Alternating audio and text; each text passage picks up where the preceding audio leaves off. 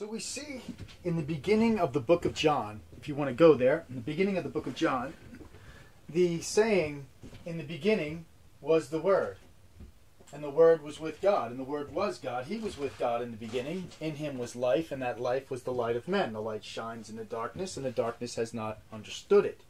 But I want you to think about it for a second. I want you to think hard on this, right? In the beginning of the book of John, he's speaking about God's sovereignty over everything. In the beginning, God. Barashit bara Elohim. In the beginning, God created all things. En archeim chalagas. In the beginning was the Word.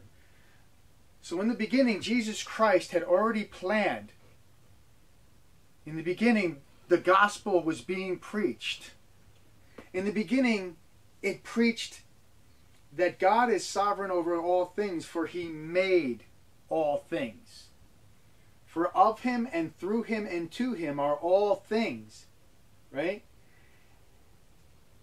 Through him all things were made. This is John. Through him all things were made. God, the Bible is really clear if God can open your eyes to see that if God made all things and nothing has been made that has been made, this statement is saying to you that man does not have the ability to thwart the will of God.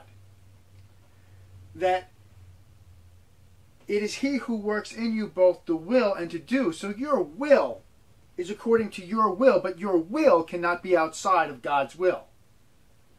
Because all things, for of him and through him and to him are all things, and all things work together for the good of his elect, for those he foreknew. Oh, well, he saw into the corridors of the future. No, God is not outside himself. God has created everything. So God can't create anything outside of everything that he created, because everything he created is encapsulated in his will. And all things are held together and run. The whole universe runs on his energy. This is why he can do miracles. Part the Red Sea. Flood the earth.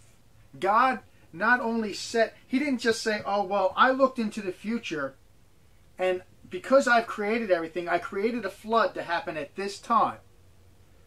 No, God sovereignly sent the flood. So he's not like us where we have outside factors or outside forces stopping us. I mean, if I was let's say I was a programmer for robots and machines. And here my machine is doing what I don't want it to do. Why? Because I programmed it to do what I want to do, but there were outside forces.